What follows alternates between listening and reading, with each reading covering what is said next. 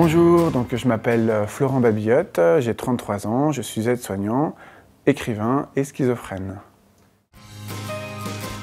Il y a autant de formes de schizophrénie qu'il existe de personnalités. Chez moi, la schizophrénie s'est manifestée donc, par des bouffées délirantes que j'ai eues dès l'âge de 14 ans. C'est une altération de la réalité. J'avais des crises de paranoïa, des hallucinations. Il a fallu une très grave bouffée délirante pour que mes parents soient au courant. J'ai secoué mon père très violemment. Et c'est à partir de ce moment-là que j'ai dit qu'il fallait que je m'en sorte et j'ai accepté donc d'aller voir un médecin.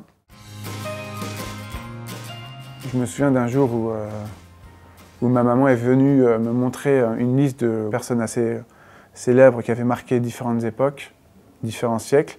Il y avait Van Gogh et plusieurs autres personnes, John Fornage aussi, qui avaient des problèmes psychiques très poussés, mais ça ne les a pas empêchés de faire de grandes choses. Ça m'a donné beaucoup de force et de courage en fait. Je pensais que la schizophrénie et que les maladies psychiques, c'était une forme d'arriération mentale en fait. Quand j'ai vu ça, ça m'a fait un choc émotionnel mais positif. L'autre déclic, c'est effectivement d'avoir, je pense, écrit un livre qui est pour moi comme une psychothérapie. En toute sincérité, si je n'avais pas eu ma famille et si je n'avais pas réussi à sortir mes tripes par l'écriture, je pense que je serais sûrement encore interné.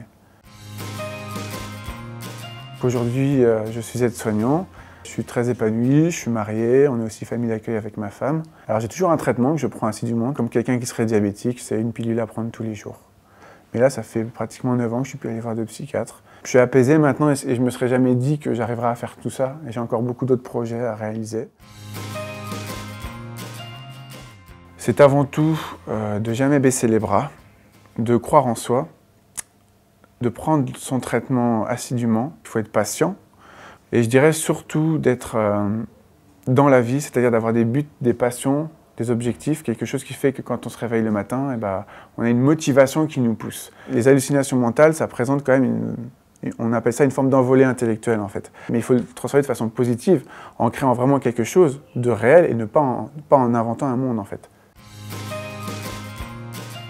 Ce serait de ne pas être dans une forme de jugement ou d'essayer de comprendre la personne, de la positiver surtout, de lui montrer qu'elle peut faire de belles choses et de ne pas considérer la maladie comme un handicap en tant que tel. Alors pour moi, les personnes qui sont en situation de maladie psychique ou de handicap font partie d'un monde. Les personnes entre guillemets normales, donc qui n'ont pas de maladie psychique ou de handicap, font partie également d'un monde. Mais pour moi, ces deux mondes-là, dans le monde de l'entreprise, ils interagissent et ils ne forment plus qu'un monde qui peut être productif justement quand on est positif et qu'on tire tout le monde vers le haut en fait. Et donc pour moi, la maladie psychique, c'est aussi plus de talent.